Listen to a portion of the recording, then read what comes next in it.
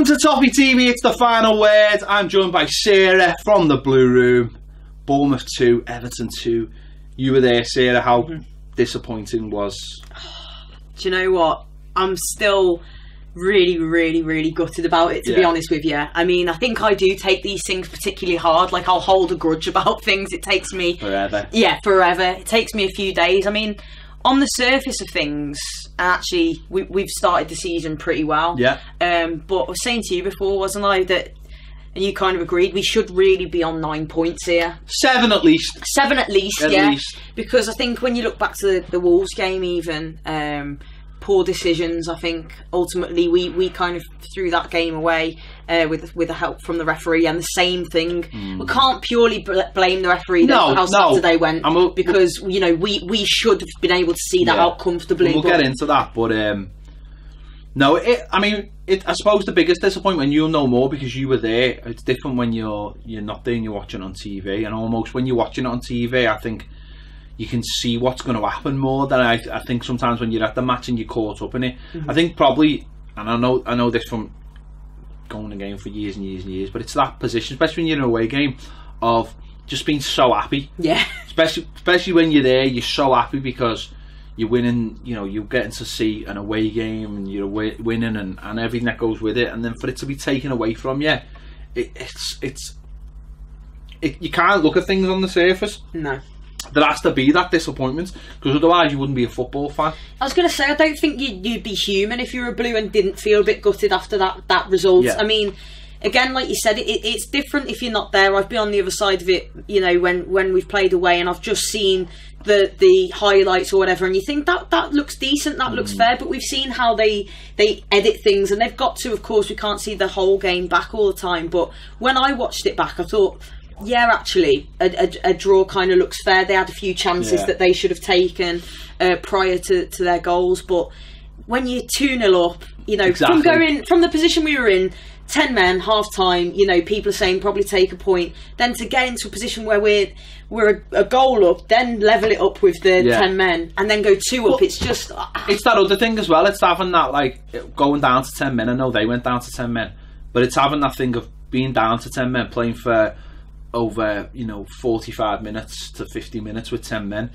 If you see out a game like that, it galvanises everyone. It's like the players know they've put the effort in, the fans have gone through it, the fans know the players have gone through it, and I think those performances are what galvanise fans with teams. I'm not saying that the fans are not with the players, because I know they are, but I think if you come through those games and you get the points, then you know, I mean, that's why I think people come away from Wolves with the positivity. Of course, even though we were winning with 10 minutes to go, people looked at it and went, you know what, we were down to 10 men after whatever it was, 35 minutes or whatever, 40 minutes. Those lads have put a shift in there, and okay, it ultimately hasn't ended the way we wanted to end, but we did well. Whereas Saturday, I still think there's that feeling, but it's just that, but what if we could have got those points? What would that have meant to this team and to those fans that were there? Oh, I remember we went to Bournemouth and we went down to 10 men, but we won the game 2-0 or whatever.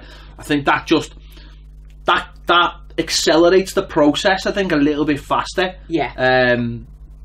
But ultimately it wasn't to be. It wasn't, and I think that's a really good point you make there. I mean, when that second goal went in from Keane, it was just mad. Again, I'm covered in bruises, but just hugging random people, everyone's kissing and hugging each other, blokes getting escorted out the stadium. It's mad. You're so close to the players and you can just see and hear them screaming, and it's, you know, and then the fans were sublime for the rest of it. You know, it was so great, and I was just there thinking, like you said, I'm just absolutely loving this. There's no better feeling in the world.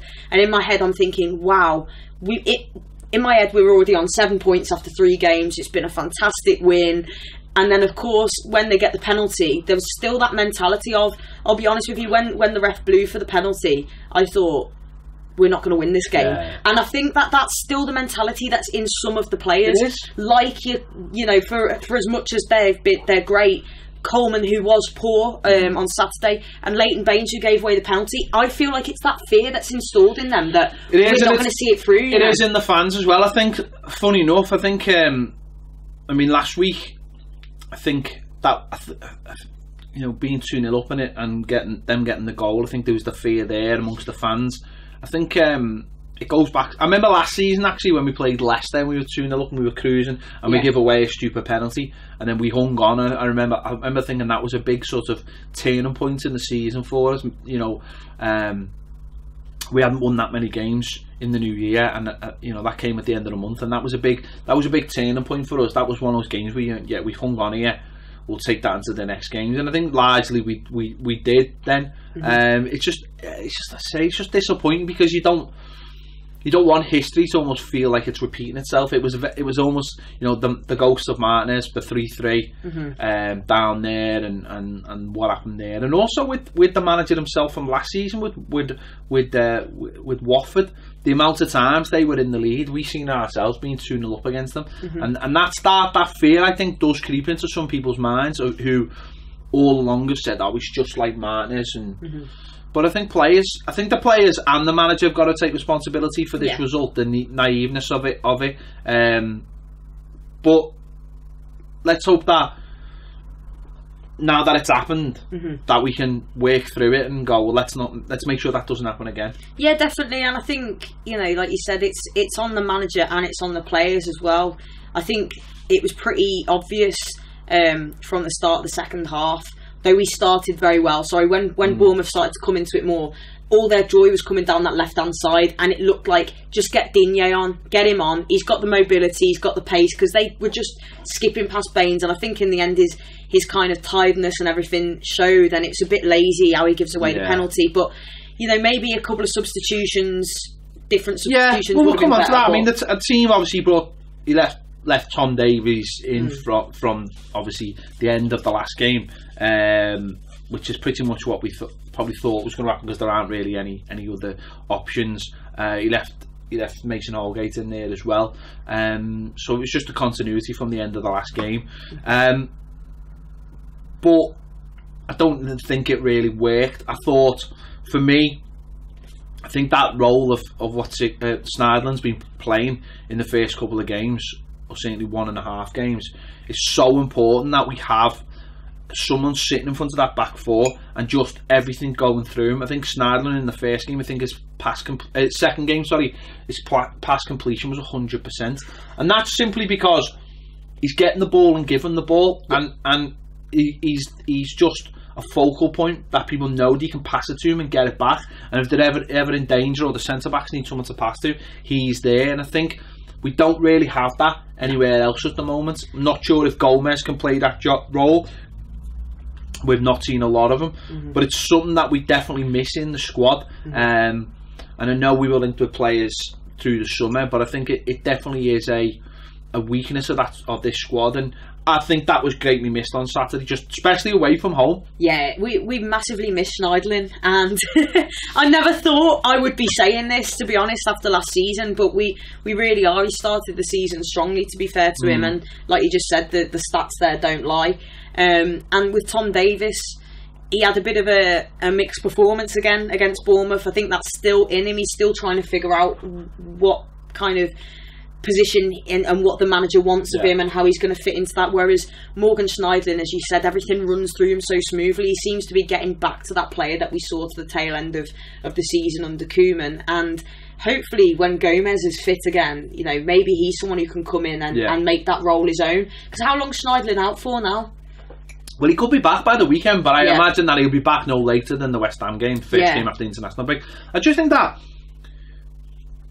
Schneiderlin last season, for whatever reason, never came back fit, and it just snowballed from there, and maybe his role changed. But I think his role this season is exactly what his role was when he first signed for the club, and I think that's so important to this setup. And I think, unfortunately, with Tom, he's just not that player. He can't sit. He's full of energy. He's full of energy, and some people don't rate him. I do rate him. I just think he's lost his way. And I just don't think this. I think when he plays in Garner's role, it suits him more. Or even, as I said the other day, or even in Sigurdsson's role. Okay, he's not Sigurdsson, but we've seen him play further forward. I just don't think that. don't think it helps the team when we've got two players who want to just run round. I think you need someone in midfield who's just going to sit. Being where they're meant to be. And to be honest, Snidland's like the low cost version of it. You actually need, all the top teams have a player in there who can get the ball and move the ball and can go forward and go backwards. You know, that role essentially is in the very top team in the world. You know, Madrid. That's Modric. Yeah. You know, that's a player that can do all those different things. And you know how important they are, and I think that was greatly missed. And it was greatly missed at 2-0 when we needed to put our foot on the ball, when it didn't have to be all action, when it just needed to be simplified. I think that's when it was missed at the very most on Saturday. Definitely, just someone to be able to manage that game and keep it calm and play football, keep the ball, see the game out. It wasn't hard. There was 15 minutes left when Bournemouth got their penalty, and you're just thinking, because just prior to that as well, I think it was Wilson who was through. One-on-one. Yeah, and you're thinking, when Pickford saves that and collects that should have been the I one. Remember saying to Paige next to me at the time, I said, that's it now, we're home and dry. And of course, a few minutes later there's the penalty, but you're thinking that's where Schneiderlin would come in and just slow the game down, and he's a bit more experienced like that. And to be honest, I wanted to see that more from our more experienced players, the ability to see that out. We were there, mate. It's just like, I could see it. I could see his third 7 points. I'm thinking, happy with that. And then, it all. Well, I mean, the first half. I thought the first half just sort of nothing really happened. I mean, there's a few. They had one decent opportunity. The lad puts it over. Nothing really happened too much. They had spells of possession. We had spells of possession, and obviously it all kicked off. What was it, like 42nd minute? Richarlison, I think. Listen, he is what he is. We've seen him in the first game against Wolves getting involved. I think he kicked out at a lad when he'd been kicked a few times. Yeah, and I think that was an early sign of that. The lad's got a petulant side to him. I honestly don't think that's a problem, especially with the relationship between the manager and the player. I think that can be dealt with, and I think that brings out the other side of him as well. But on Saturday it went too far, and the lad got in his ear, and I think he reacts, and there's nothing in it really. He moves his head towards him. He doesn't touch him. I don't think. No. And it's just that motion. But he's been suckered into it. Yeah. And listen, the rules are pathetic. The rules are pathetic. Yeah. But unfortunately, like we say all the time, they are the rules. The rule is pathetic because the things you see. I watched the Newcastle game yesterday, and I'm watching the Newcastle players kick 7 bells of shite out of those Chelsea players. Normally it's the other way around. Newcastle players were kicking them left, right, and centre. Yeah, they were. And it was worse than the Jags tackle and with what Richarlison done, and yet not one of them got sent off. I've seen Zaha's yesterday as well against Watford. His was worse, but it is what it is, and he gets sent off. It's stupid, it's petulant, but it's the way it is now. Yeah, really, really, really annoyed with him, to be honest. But it's one of those things. I think we all do things in the heat at the moment, and that's just what he's done. But you've got to keep your head in those situations. We were just starting to, kind of keep the ball a little bit better, build on some possession and stuff like that. We had a throw in a decent position, or so we thought. Well, it was our throw, and ready to take that, and all of a sudden their fans burst up and. It's no hesitation, the red card's up, and I didn't see it happen at the time. It was at half time, getting on Twitter and seeing the videos that were going around. You think, you know what, it's a pathetic red card, and like you, I think the rules are a joke. However, he's given him the decision to make. As soon as you do that, you flick your neck like that in the motion to headbutt someone, then, At the end of the day, right, and VAR needs to be brought in, and I don't care what anyone says, right, if you don't think VAR needs to be brought in, you're wrong.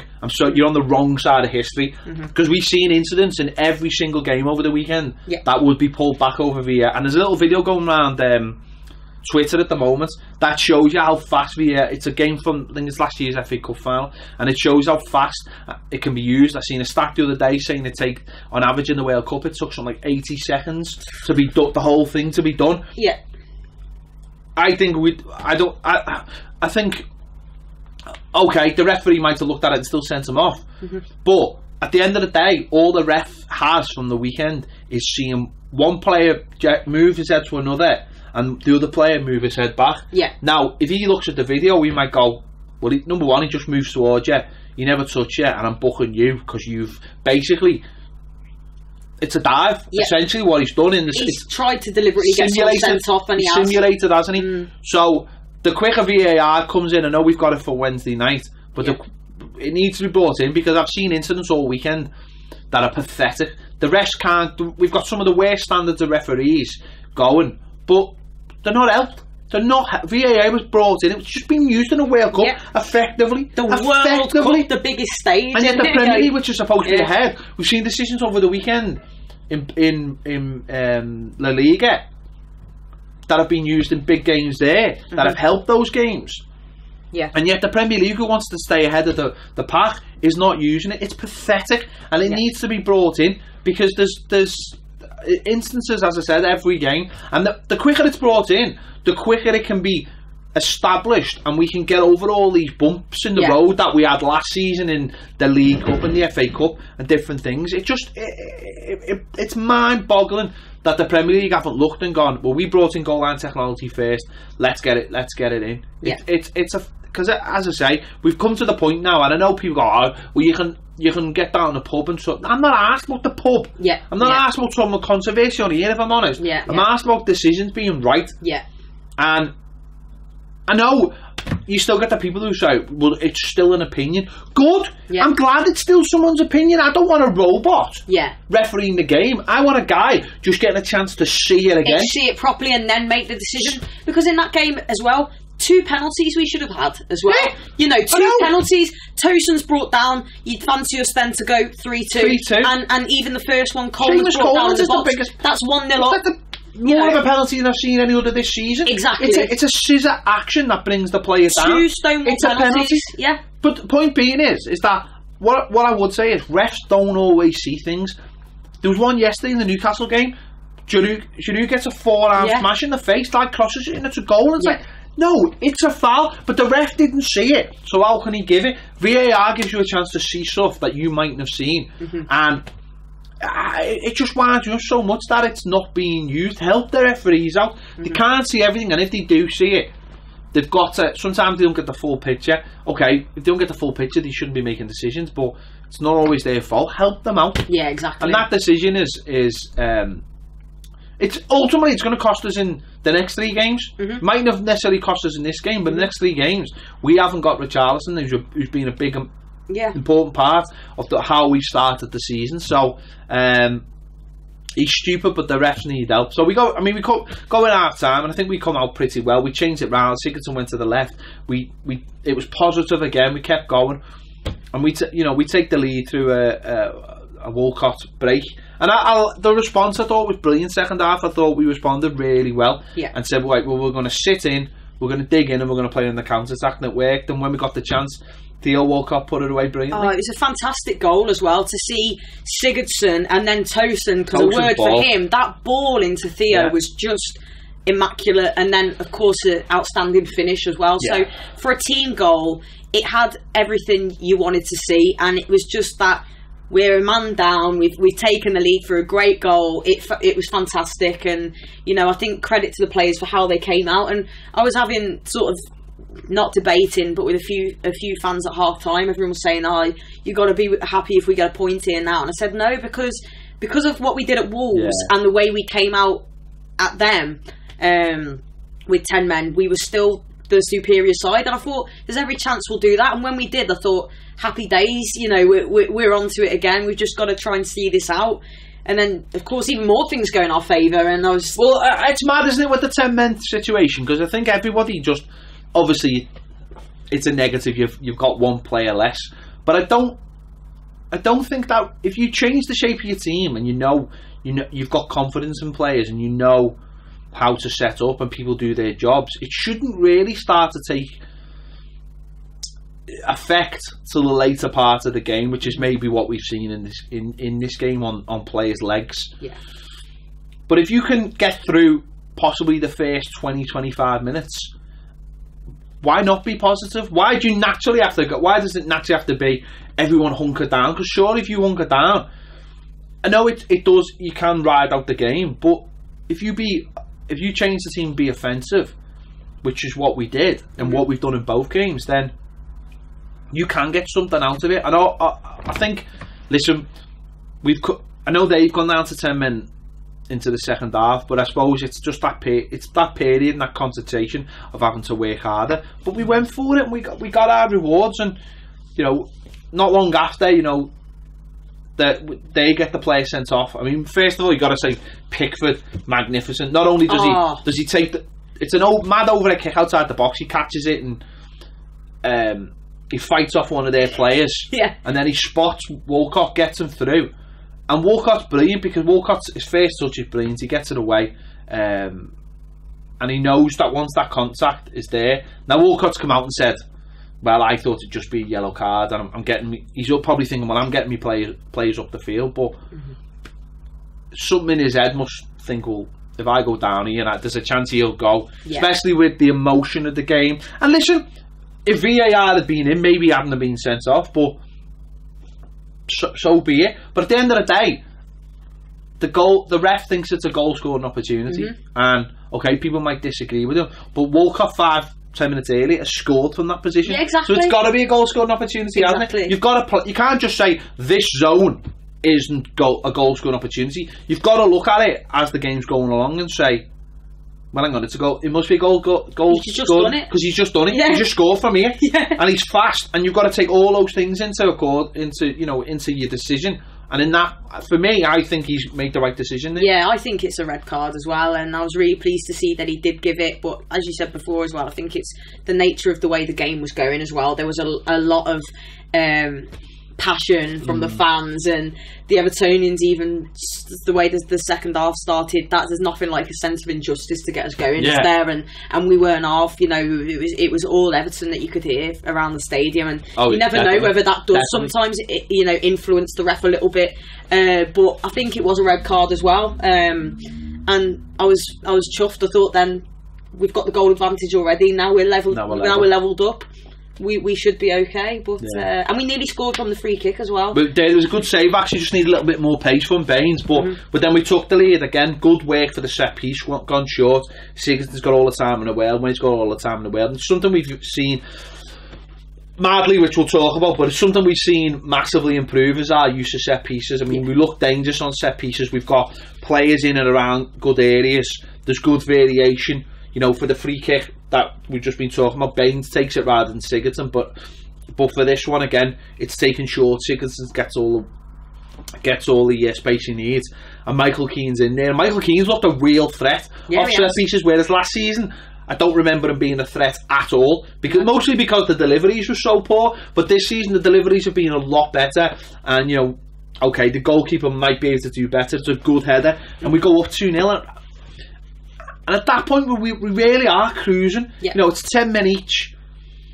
We scored a goal, we're 2-0 up, and you just think, adjust, change the team. A good team will see this out. And I was going to say a team with a good mentality. Yeah, well, this is the thing. I mean, as soon as that second one, after all the celebrations were starting to die down and stuff, you could see Gylfi saying to the players, calm it down. And I remember thinking, I hope they do, but it shouldn't have to be telling them to do that. They should know already how to see out a game, you know, and that's the really frustrating thing. You think there's enough experienced heads in there to be able to go, right, let's slow this down now, let's play the ball, let's keep possession, let's just see this last 25 minutes off. We've got a two goal cushion here, sound, happy days, we're all going to be travelling home 3 points happy. And that didn't happen, unfortunately. I think, you know, maybe that Marco Silva should have changed it a little bit as well. Well, I think he should have. I'll be honest, I think he should have. Marco Silva's been a breath of fresh air since he's coming at the club. I really think he has, and players love him to bits by the sounds of it. But I, for me, think that the manager needs to change it in this situation. And this is something last season, when he was Watford manager, that I think in the early part of the season, done him a few times. And they were up at Chelsea, they were obviously up at Goodison. There was games that he should have sorted out. Now maybe he didn't have the personnel, and maybe at the moment he doesn't quite have the personnel, But I would also say the players on the pitch should be thinking about how they get through these games. Of course, at 2-0, you want to make it 3-0, but you've also just got to play the game where it lies. And for those first 5 to 10 minutes after conceding, after making it 2-0, you've got to take this thing out of the game. You've got to quieten down the opposition. You've got to quieten down the team. We've seen this at Wolves.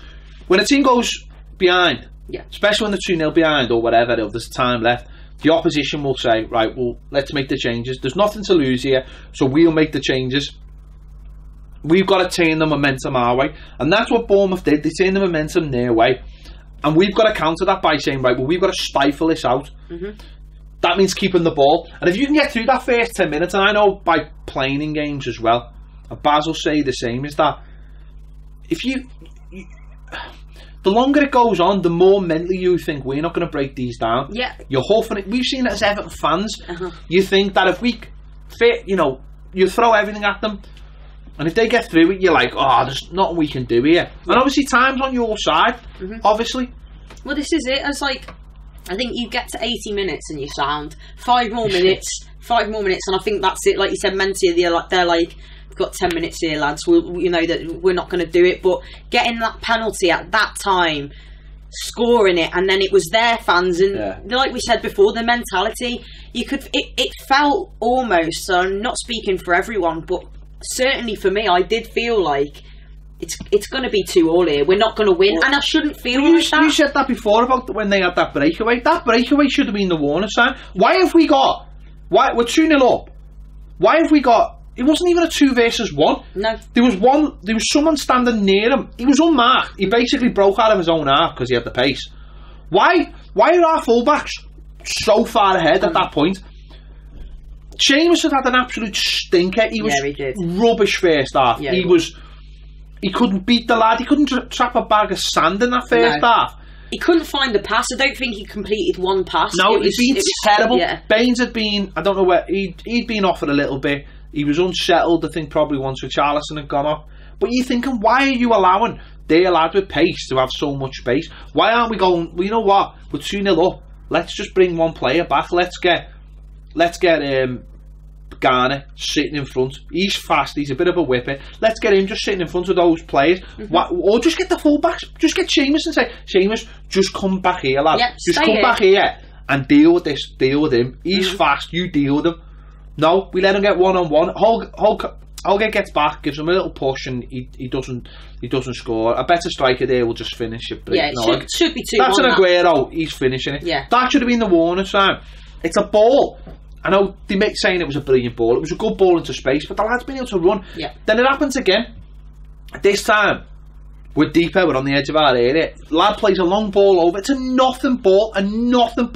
Really, I think one of the centre backs should just be dealing with that. The lad's got between Baines and the other defender. Is it Keane? I think it's Keane. I'm trying to think. But anyway, whoever it is, it's fine. Baines can see the ball. He should be telling the centre back, really, but he doesn't. He just wanders over and pushes him in the back. And what are you doing? If you're going to come over and get goal side. Don't go to the back, because once he feels contact, he's going to go down. To be fair, the lad didn't even know Baines was there, so you are going to go down. Yeah. He didn't do the old looking around the corner. Baines should just be trotting over and saying to the centre back, he's behind you, getting goal side. And the lad's got, if the lad brings it down on his knee and somehow smashes it in, fair play to the lad, fair play. It's not going to happen, is it? But it's not going to happen. But you just wandered over and pushed them in the back when there's nothing. Who's to say that the centre back doesn't just get rid of it? But he hasn't got a chance because he's already on his arse. That is abysmal defending. It is. There's nothing the manager can do about that. No. That's got nothing to do with the manager. That's got nothing to do with fucking zonal marking or anything. That's just absolute stupidity. It is, and that's what's so infuriating about it. It doesn't feel like as we say, on the surface of things, a draw away at Bournemouth, not a bad result at all.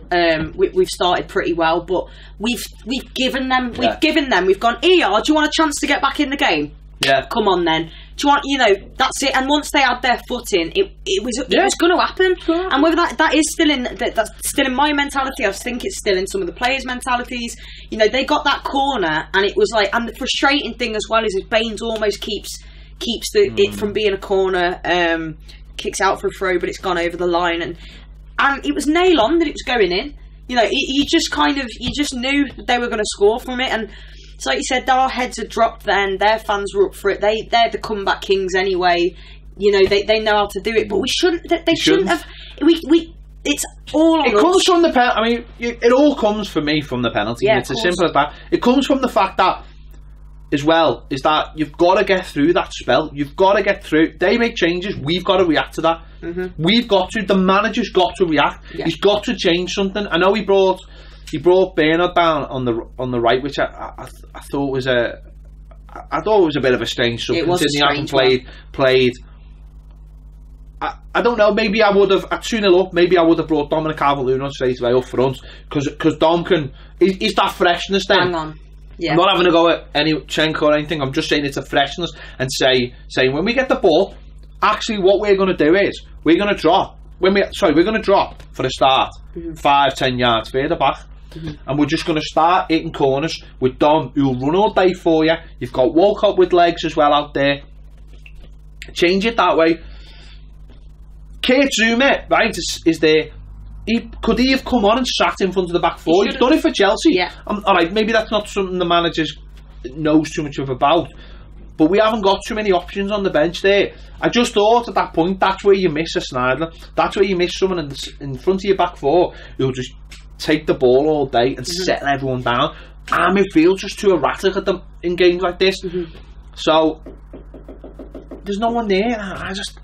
It winds me up so much. It's infuriating, and I think, like you, 2-0, you bring Calvert-Lewin on, because for me he's you know, one of the youngest members of our squad, but he's one of the most mature heads. He's got the brain, and he comes on, and I feel like, sound, we've got this now, because Pickford, kick the ball, boot the ball up to him, he'll chest it down, he'll hold people off, he'll run it to the corner, it doesn't matter if there's 10-15 minutes left, he'll run down that clock, he'll pass it back. He's got the mentality. I know this might be some people mightn't like this, but even at that point, if you bring Nias on up front and put Dominic Calvert-Lewin on the right, I think that saved as well last week in settling the game down. It made them start to think. I don't think the subs that we made them think too much about defending. I think, you know, Don comes on, but bring a Bernard on.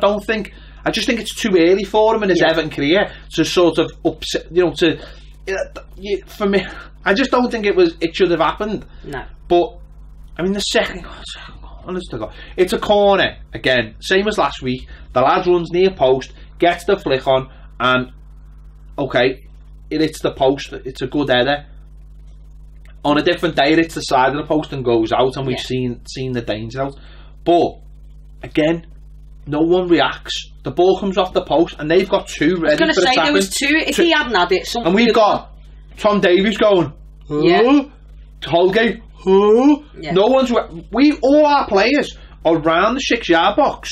Yeah, all their players are coming into the 6-yard. It's as if they didn't think there was a possibility that the ball could rebound. Yeah. No, it's like, come on, these are basics. These are basics. Be alert, like you said. They're just like, oh bloody hell. But these are the things, aren't they, where people don't like zonal marking. No, I don't. And I've seen it, but we spoke about it. It is what it is, isn't it? It is what it is.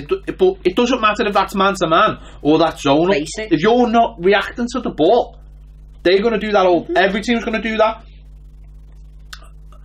I was looked on Twitter earlier, a friend who's a coach, quite a high level, and he said zonal's better than man-to-man marking, but it's not. Doesn't work if players don't work, and it will take time, of course. But players have got to react.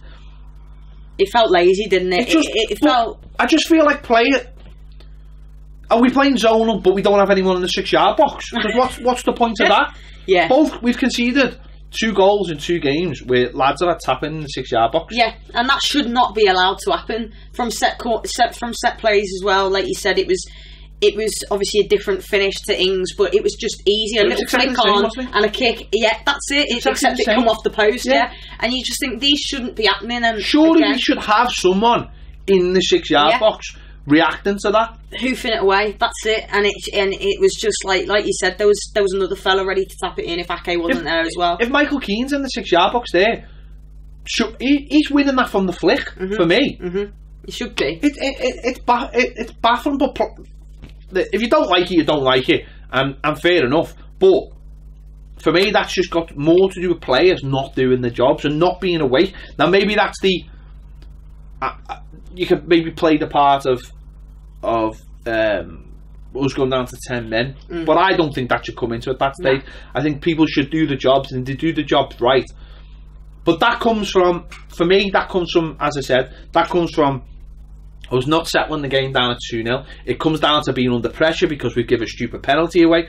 It's all those things. It's for our fullback still bombing on when we're 2-0 up. These things, there's no need for. And I know people will say, yeah, but if you sit back, you are inviting the pressure. But I would just play. You're inviting the pressure anyway. Yeah, exactly. They've only got one thing to do. They're 2-0 up. They're going to have a go at you. Yeah. So why are you sitting there going, I'll tell you what, have a go with us. But it'll be easier because we've got no fullbacks. For 5-10 minutes, just settle everyone down, and that's where the senior heads come in. That's where your Coleman's come in. That's where your Baines comes in. Oh, and the other thing is, what the fuck's going on with the captain's armband, by the way? Oh, mate, I haven't a clue. Who even had it on Saturday? Baines That's it, because we when we got there, just as they were coming out the tunnel, to be honest, I hadn't seen who had it on. I was looking at Cole and I was like, he hasn't got the band on. What the hell's going on here? That's just, I think you've got to come in and go. He should have done it before the season even started. Before anyone kicks off, I'm not having a go with the manager. I think the manager could have made a change, but he believes in his players. For me, this is down to the players. This is down to your senior players. This is down to your Colemans. This is down to your Baineses. Baines clearly by giving the penalty, but this is down to people like Coleman to just say, do you know what, for 5-10 minutes I'm just going to sit and I'm going to slow it down, and I'm going to say to those players in front of me, you do your job, I'll do my job for 10 minutes, and let's all change a little bit. Let's go longer. Let's start hitting players in the corners. Let's give the ball to players who can do things with it, like Sigurdsson. So that comes from your senior players. So where you're saying Sigurdsson shouldn't have to do that, well, unfortunately, he probably thinks like he should have to do that, because if the players who are the most senior players at Everton, Coleman and Baines, aren't reacting, then maybe he's got to say that. So I'm not giving any blame to Silva. Silva will look at the situation and think, I've got the players on there who can settle this game down. They didn't. Yeah. And that's on them. So that's up to those players. There's people saying, "Oh, that's Baines. He's finished." I've been quite happy with Baines so far this season, up till that mistake, because I want to see that changeover happen naturally, not just throw him in. Exactly, because I don't want to get caught up in the same mistakes that we made last season, where we just went, oh, we got a load of new players, go ahead lads, go on.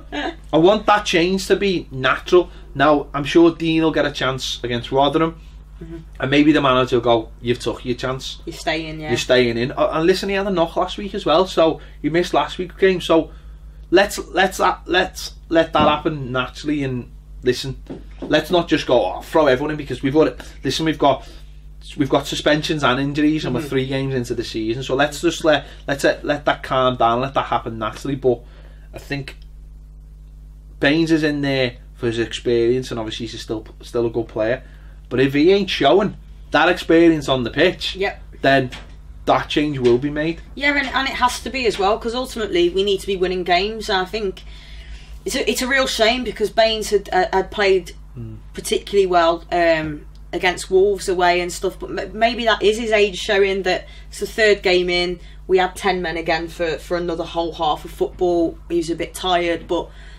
I think Digne in that game, as soon as Richarlison had gone off and there was no protection for him, it was just dead easy. And like you said, he's got to be able to not do rash things. Like, you've got to think, in the box here, we're 2-0 up, cruising, don't push their forward in the back. Just don't do that for a start, exactly. And those are the things where, Silva, I'm sure, will have a word and say, what are you doing there, lad? Well, not quite like that. He might do, I don't know. I don't But you know, it is, you've got to look to them players to be the ones to be more composed. And as I said before, I think sometimes our youngsters, such as Calvert-Lewin and various others, show more of that kind of calming influence, and that's what was missing, and that's what cost us the game. Should have been home and dry. It felt like we were. I was thinking, got a 7-hour drive home here, but it's going to be sound because we've, you know. Yeah. What makes it worse is after they got the equaliser, they almost settled for that. They had a couple of opportunities, but I don't think they suddenly thought, well, we've got something to protect here ourselves, and if we get a winner, it won't come from being gung ho. And we've had another chance. I mean, we had the cross that led to Tosin being brought down, and at the time, again, this is something with VAR. That's given. Yeah, of course it is. Yeah, it's a penalty. That's given because the ref looks at it and probably thinks it's, 6 of one, half a dozen another. But if someone else looks at that, they see him getting brought down in the box. He's got his arm, hasn't he? He just drags him to the floor. It's a clear penalty. It's a penalty, but it's one of those that in the game, refs don't tend to give all the time. And then Sigurdsson's got a great chance, really, right at the end, where he shapes himself a little bit of space. And I can see what he's looking to do. He's looking to bend the top corner, whereas I'm thinking, just hit the target, lads. You're good enough to just hit the target. I think Sigurdsson does that too much, where he's almost, don't get me wrong, he played really well, but I think there's times where Sigurdsson in his shooting, where he is looking for that, well, I'll bend this top corner, whereas I'm thinking, just hit the target. Hit it and hit it hard. That's what Walcott did with the first one. He just hits the target, goes through the keeper, because most, keepers probably, I think keepers more often now are looking for someone to just try and bend the top corner, whereas they're not always looking for someone to just smash it. I think if he just smashed that, it's 3-2. Yeah. And that's the thing, and I think he knows that as well, because when that was just before the final whistle, and when it did go, he came over to the fans and he was like, sorry, kind of thing, and maybe it was just the occasion got to him, and he thought, it's last minute as well. He's worked hard. Let's not forget that. He had a great game. He's worked hard for the game in the game, and in the last minute of the game, you need all your composure in your legs and in your head. And let's be honest, it's not that easy. But I mean, obviously as well, we had the unfortunate incident of Michael Keane. I mean, I feel doubly sorry for him, because I think he's grabbed his chance in this team. Obviously scored in the game as well. I think he's looked a lot better. He's not. Listen, I still don't think he's anywhere near the finished article, but what I do see is actually a player that, with someone alongside him who can maybe compensate for his lack of pace, might really help him out. But then, he wins a ball like that, comes across brave, strong. The annoying thing is it's his own player. It's Garner that's done it. It's two players in a positive way. What I would say, it's two players fighting for the ball. Yeah, of course. Just shout each other. I know, but again, it's it's the 90. What was it? It was the 93rd minute. At that point, it was just before the injury time. It was around the injury. No, was it within the injury time? Because obviously, I think they just flashed up 6 minutes, and it was 5 minutes. It was 5 minutes, and I think the restart was 96 because it finished at 102. Yeah. Or whatever it was, but it was in the injury time. So. But obviously he's going to be out for a month now. Hairline fracture. Well, it might actually be. Well, it probably will be. It'll be longer than a month. It might be 2 months because he said he can't train for a month. Yeah. I mean, I'm sure he'll keep himself ticking over. Yeah, or they'll do training with him that is but he can't rejoin in the first team training. So it might be. I don't know. It might be 4 to 6 weeks because he can't train for 4, and then it'll be a case of how sharp is he. Yeah. And also, we'll have to wait and see other people have taken the chance, but it's really disappointing at that stage of the game. It is, and the other thing I worry for him is that we've spoken about his mentality, and we've seen like in the past with the likes of Petr Cech, when he had that head injury, and how that affected his mentality, and he wasn't the same player in terms of going for things, because in your head it'd be impossible not to think, oh hang on, last time I got a bloody hairline fracture in my skull and it floored me for 2 months or whatever. So I worry about that, and I am disappointed for him, because I've said time and time again, I'm not his biggest fan, and it's because he frightens me as a defender, to be honest. And wanted him to do well, and credit to the lad because he has been working hard. And I think as fans, all you can ask of the players is that given the chance, they're going to work their arse off and they're going to try as hard as they can, and he's done that. And they respond positively to a challenge, which he has done. In so far this season. Well, the fans were chanting Keano. I never thought I'd see the day.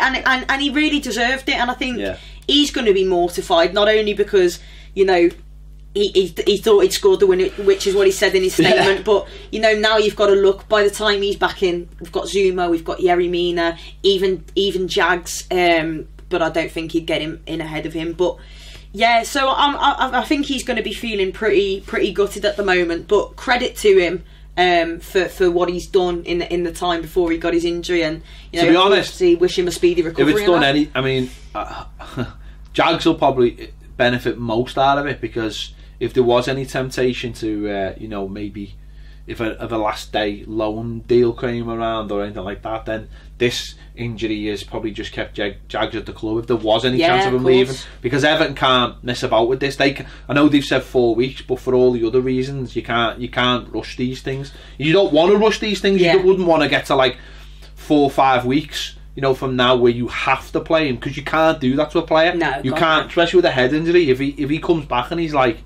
I'm not feeling this. I'm not mentally prepared. You've got to have the players. So it was a sickening. It was dead weird after that, because you were just thinking, if they were to score a winner here, that would be horrendous. Like just for the context of the game. And I think both sets of players almost felt that way. Like let's just finish when something like that happens. Let's just finish the game here. Like, I know they obviously both teams would have took a winner, but I don't think there was no real incentive to get that.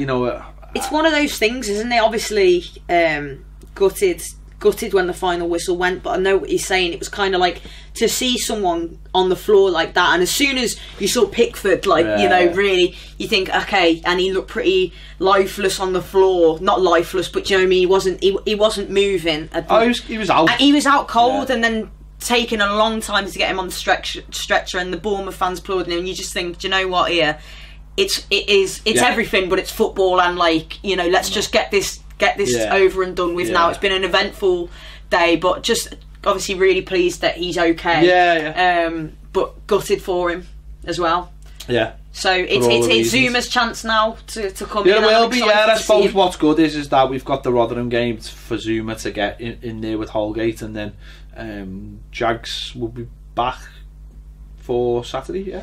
I think he will be. Southampton. He'll be back for Saturday to go on the bench. So that's the added insurance, and then and then once the international breaks back, hopefully Mina. Dying to see him. I know, but he's got a bloody broken toe, hasn't he? Because he never told anyone at the World Cup he had a broken toe and played on it. But at least there's backup there, and this is why you have a squad. We've seen it already. Suspensions and injuries. They can come at you at any time, and it's why you've got to.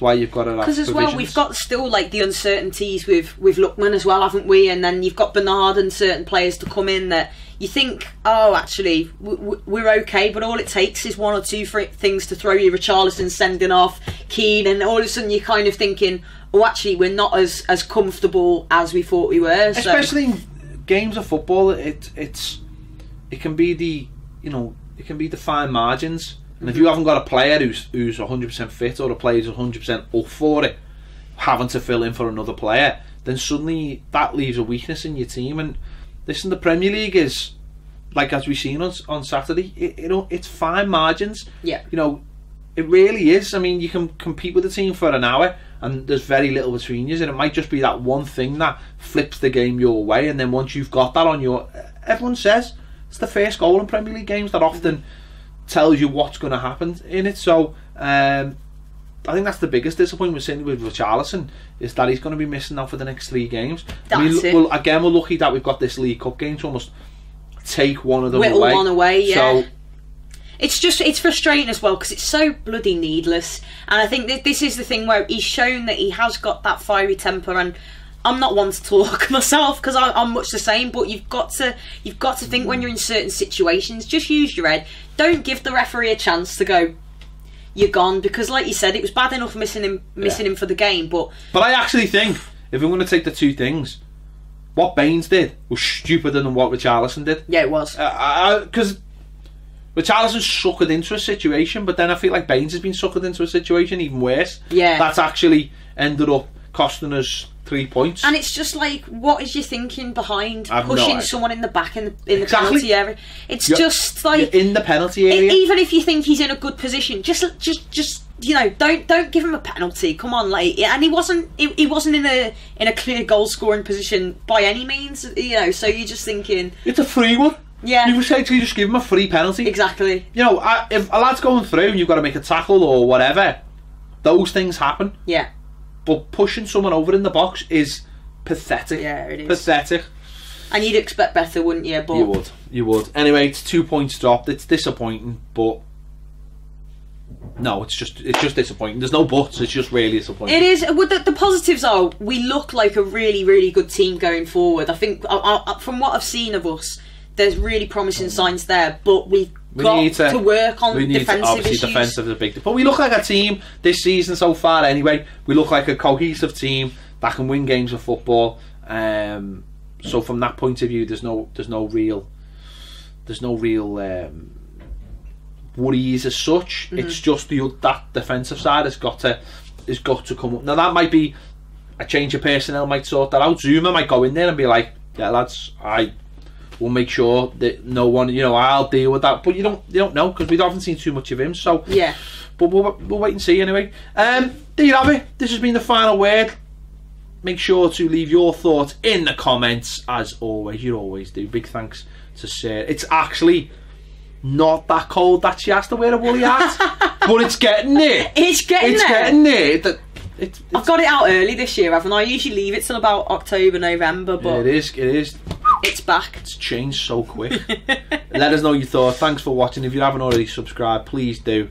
Click the bell for alerts, and if you want more amazing videos, and I stress amazing videos, join us on Patreon and join Sarah on the Blue Room with all the lads, with Dave. Dave's a good lad, Dave. You'll love that plug. We'll see you later.